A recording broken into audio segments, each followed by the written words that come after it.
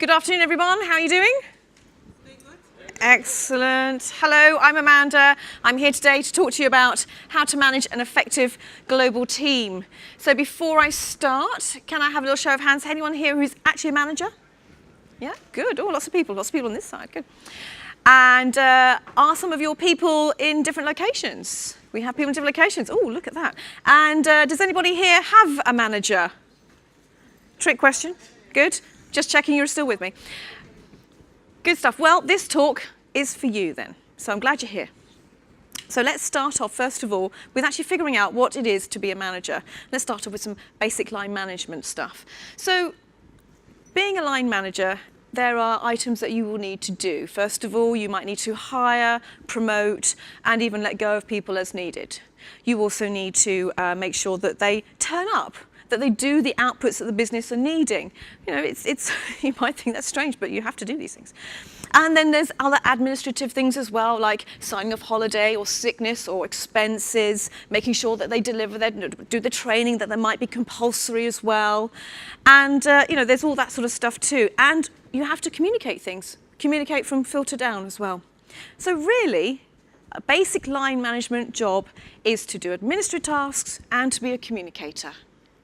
But if you think that that is the role of a manager, then I'm sorry, that's a bit of a fail.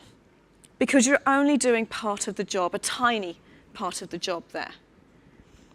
In fact, it's so much more. It's all these very interpersonal connections that you need to be a manager. Think about your own manager that's really inspired you. What has it been about them that you've thought, you know what?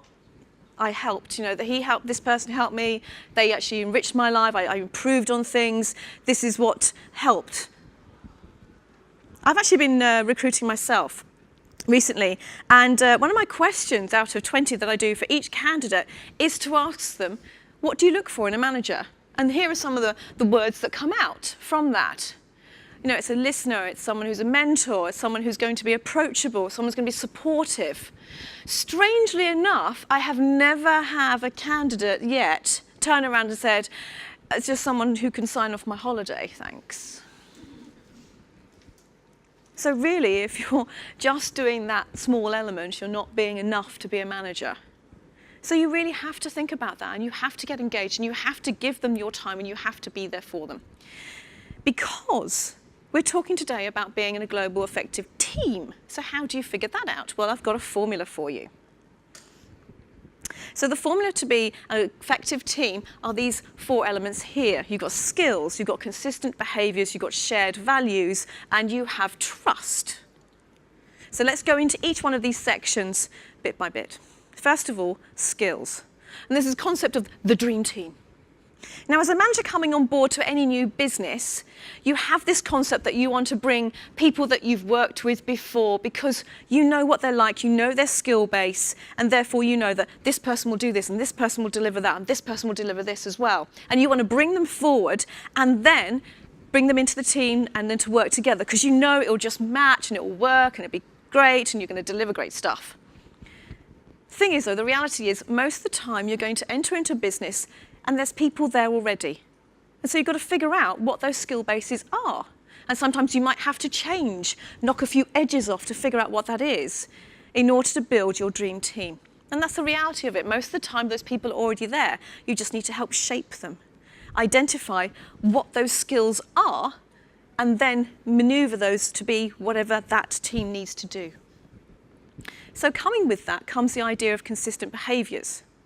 Now, we're today at a Salesforce conference. We're talking a lot about Salesforce. And in that world, we work within sort of agile methodologies and stuff. So here, it's up to the team to bring forward and come together to think about the consistent behaviours. And a lot of that could be defining code standards.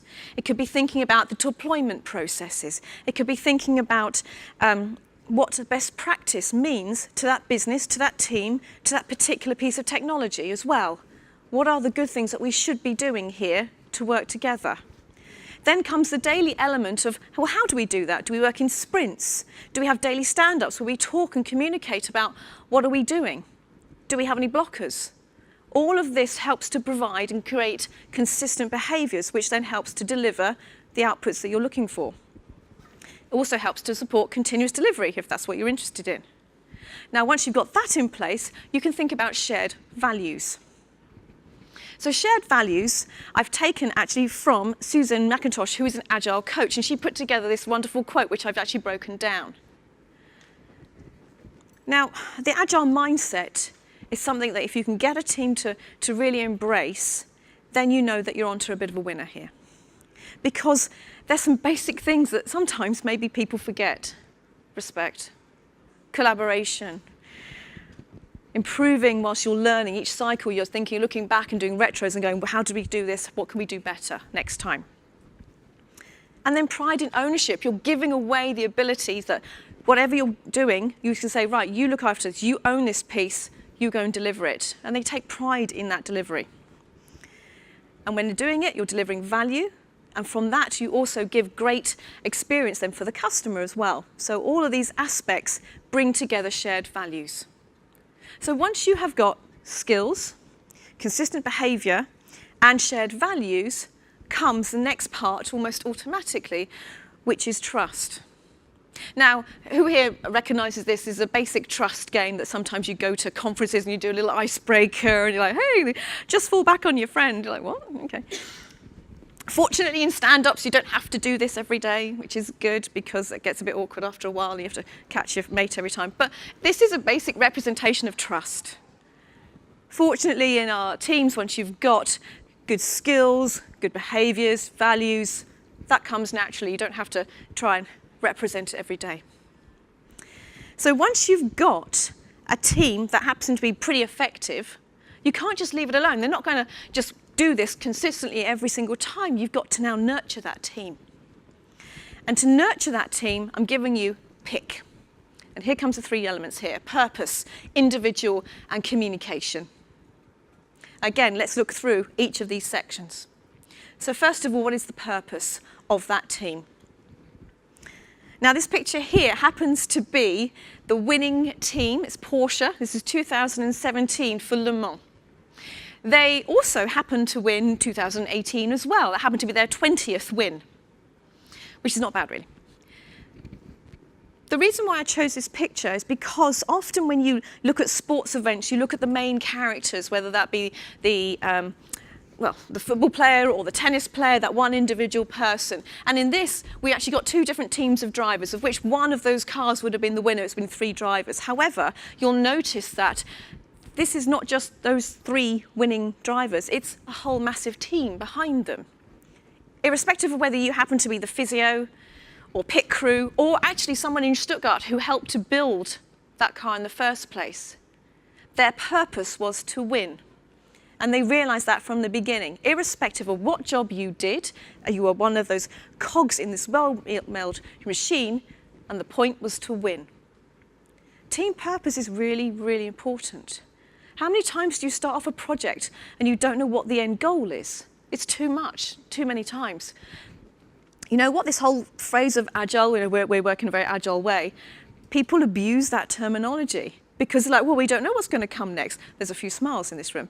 You're feeling this, aren't you? Yeah. I don't think you should confuse agile with just being disorganized, by the way. Different talk. Completely. But, the team needs to understand what the purpose is of what they're doing. What is the value that they're going to be bringing to the end customer? Because then they work together, then they get it. And they win. It's as simple as that. Then comes the individual. Who's seen that phrase before? There is no such thing as I in team. Yeah? Yeah. And then we all turn around and go, actually, I think you'll find it's here. So there is Sir Dave Brailsford. He happens to be a GB cycling coach. And he helped the GB team for the 2012 Olympics win all of those medals when it came to cycling. He absolutely believes in the idea that there is actually an I in team. He believes in the individual. Focus on the individual members of those teams. So Dave turns around and says that he wants to sit down with individuals and he wants to figure out what makes them tick. What is it that they want to achieve? And if what they want to achieve actually matches with an element that will help with the team purpose and the team goal, then everyone's onto a winner. Because that person gets to achieve what they want to do, and you end up getting the result you're looking for in the job. So focusing on the individual, have a relationship, not that sort of relationship, mind, but have a relationship with that person that they can come to you, they can talk to you about anything. It doesn't always have to be work-related. And you know what? It shouldn't be about work all the time. Because when you get to understand what's going on with that person's life, if things are not going well about something or other, then you understand if they're having a bad day. It's not just having a bad day that they can't do that piece of work. There's stuff going on that's affecting them. But if you understand that, you can make allowances. You can give them the space that they need. They come back. They bounce back stronger. Focus on the individual. And then comes communication. We work in technology. We use it every single day, every single hour. And so that has been a benefit to us. It means that we can have people in lots of different locations. Let's face it, we're talking about having a global team here. And so we can take advantage of that. When you have teams scattered all over the place and you want to have team meetings with them or maybe one-to-ones, then video chats are the main thing. You need to be able to see those people. You need to be able to have that eyeball communication to make sure that what you're talking about, they understand.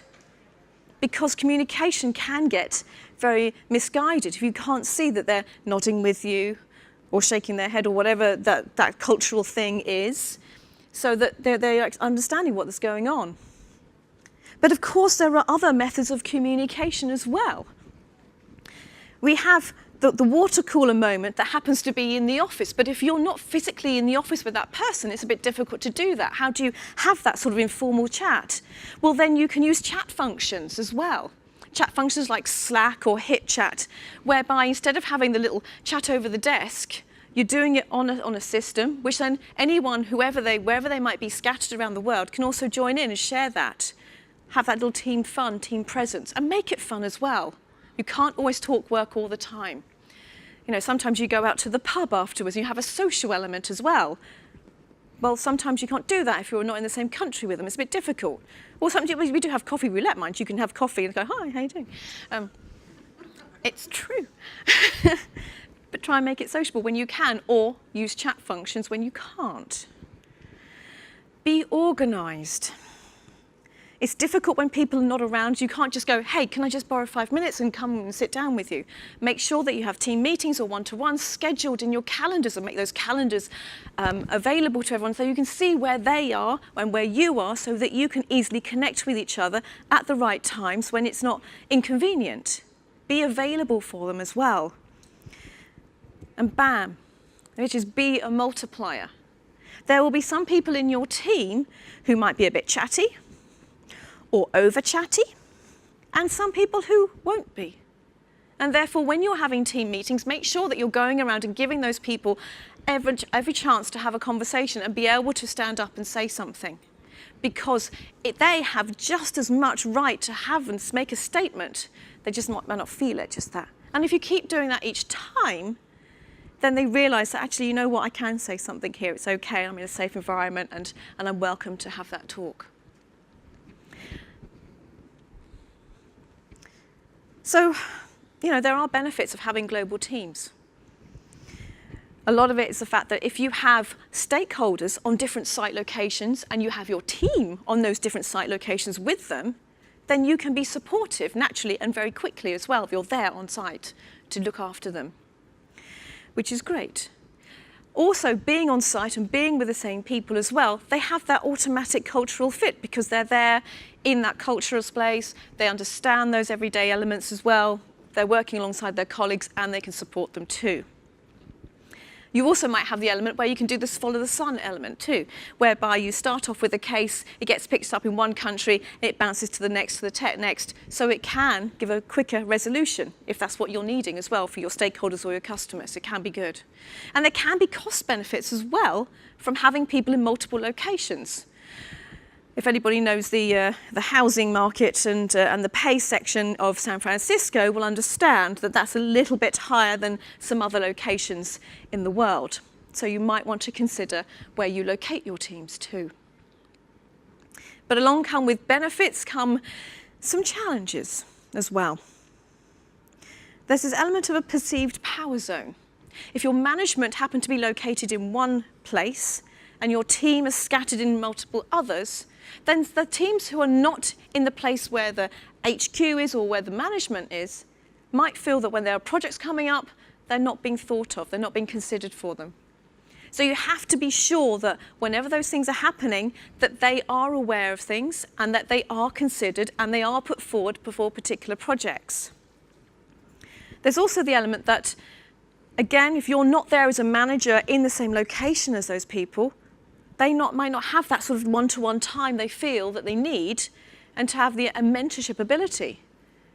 So why not set up a mentor program so that there is somebody on that site who could be really suitable for them to help them grow? And it can be an additional person. And sometimes actually having a mentor is better to have them who's not your direct manager, because then you can ask those questions that you feel a little bit awkward or stupid about asking to that person who is a third party, but a resourceful person, and not someone who is your manager and they're going, surely you know this already, come on. It's a safe place to ask questions. There's also an element whereby if you are on a different location, you can't see what's going on all the time. And it could be best endeavours, but there could be some rogue behaviour where they might actually do something that, I don't really want to go through all this process to deploy something. I'll just do a quick deploy, or I won't go through Git. I won't use any shipment tracker, whatever your standard setup is. I'll just build it in production straight away. You can't see that. You can't track that all the time. Of course, no one does that, of course, but it can open to elements of rogue behaviour. Equally, you could have stakeholders going to some of your team and I just want to ask a question. Can we just slip that in? I know it's not on the roadmap. I know it's not on the priority list, but no one's looking. Could you? And they feel then pressured by that, the rogue behaviour, not just of your own people, but stakeholders. Again, smiles at the back. That always happens, doesn't it? Yes, it does. Of course, having difficult meetings are very challenging if you are not in the same location as the person that you want to do that. Face-to-face is always better. You never know how they're going to react. And you know what? If that's the case, then travel. It's as simple as that. You have got to travel to be with those people if there's a very difficult message that you need to give. Doing that over means of wire and internet may not be the best way. You need to make sure that message is conveyed properly and that they are supported if that is the case.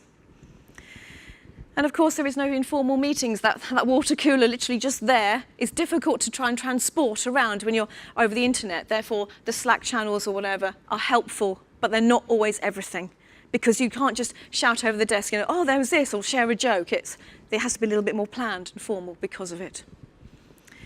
And of course, the information that you're giving, especially when it are timed meetings that you have and scheduled in, you only have a certain set amount of time. Therefore, you're going to have to select very carefully what information you're going to impart. And you might have to filter that information as well, because you've got a certain time slot.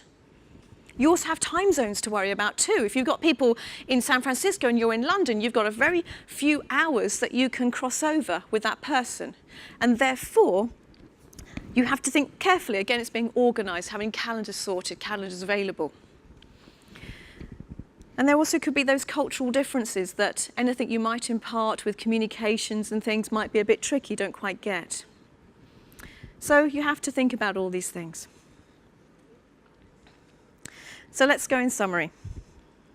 We talked about the fact of what was it to be a manager.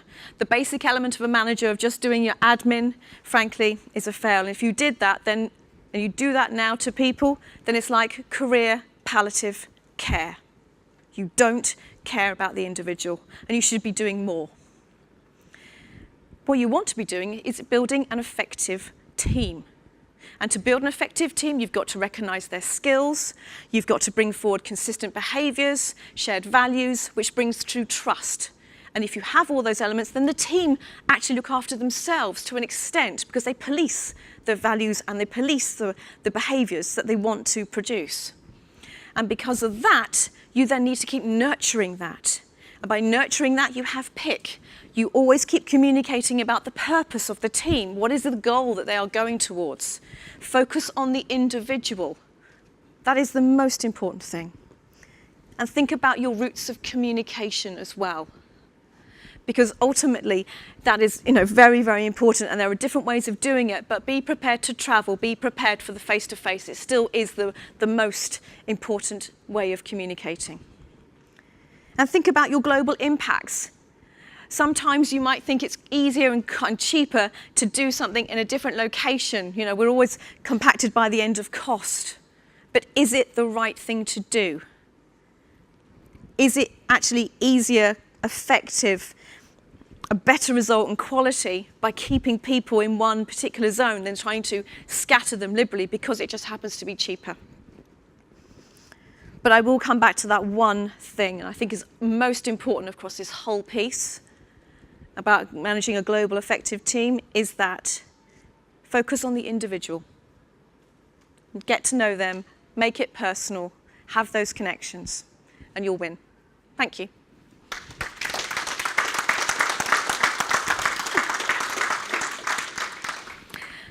Any questions?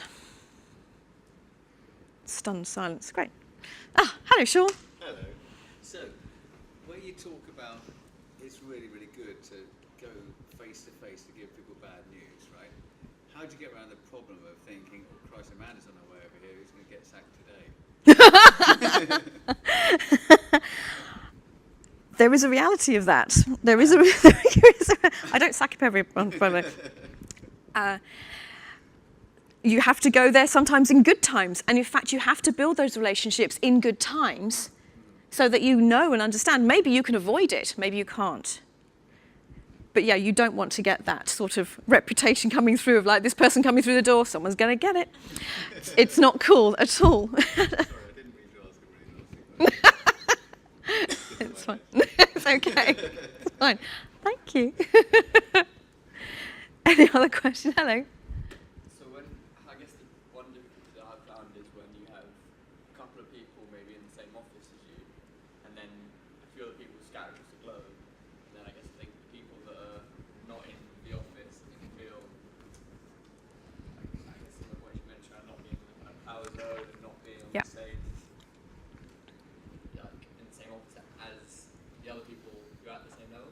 How do you, manage the standardization of those two? So the question was about how the people who are not in the power zone and how do they feel and how do you look after them, really? Yeah, I guess in comparison to the people who were there. That's always going to be a challenge, irrespective as much as you can do. But again, it's having those team meetings so that everyone gets the same information at the same time. Because if there's an imbalance of communication going on, which there might always be because of the nature of the point that you're physically there with some people and not, you have to make sure that if there is big news, bad information, bad communications, that you're trying to communicate that at the same time to everybody, that they don't feel that they're the ones left out, the ones who are behind on the information. Again, using chat channels, as many channels as you can that are organised and formalised and agreed to keep that communication open. It's as best as you can do, it's best endeavours. And be prepared to travel. How much do you, as a manager, just generally address cultural differences explicitly to a team? Are cultural differences that big an issue in some places? Maybe not. But there are some whereby I had one chap who, very religious, didn't want to drink. Completely his choice. I had other people who may not want to drink because of medical reasons. So I made sure that if we were getting together, we maybe do a lunch. And we had different options for lunches, and we didn't always go to a pub, so they didn't feel as if they were in that sort of culture where they had to or feel obliged. Again, and I chose lunches as well because some of my team had family things to look after work. So therefore, we were able to bond and get over cultural issues and any family things by figuring out what a team, how the team would want to work anyway. And a lot of it, again, is talking with them, what sort of things do you want to do? Let's go to the pub. Well, actually, I don't drink. Okay, well, how about a lunch instead? Yeah, lunch would be great because then I can go home afterwards to my family. I can still be part of the team fun. So there's elements whereby with cultural fit, you might have the religious person who wants to go off and pray. So you just fit that into the day. Maybe you make sure that the timings of meetings don't conflict when they want to do their part as well. So you're just aware of these things and cognizant, and you just let that be be flexible, I think, is the answer. Anything else? Good, well, I think we are at the end, and we're going to get kicked out in a minute anyway. So thank you very much for your time today. Thank you.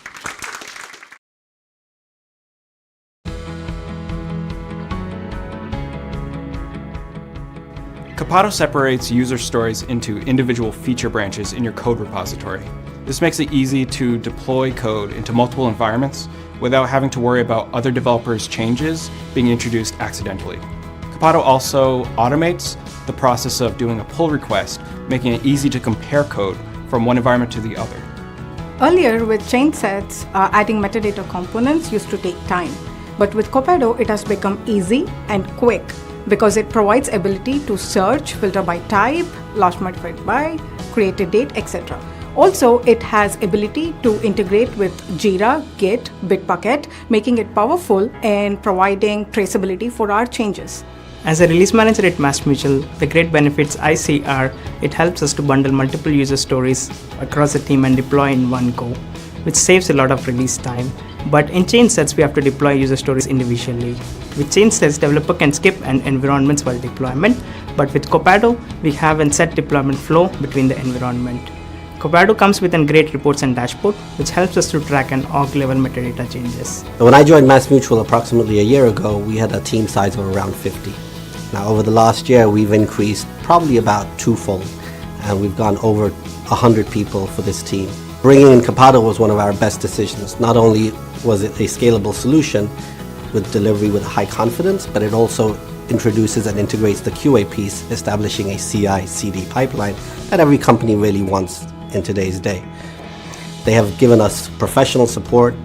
They have given us innovative solutions. They have really worked with us hand in hand closely to make it a success story for us. What some people may not realize is that MassMutual has been on Salesforce now for many years. As we leaned into our digital transformation, this presented both a challenge and an automation. This presented both a challenge and an opportunity in terms of maturing our release management practice. I'm actually very pleased with both the features and the partnership Capado has offered. We've achieved a number of short-term wins, and I'm now more confident about our future ability to scale our DevOps practices here at MassMutual.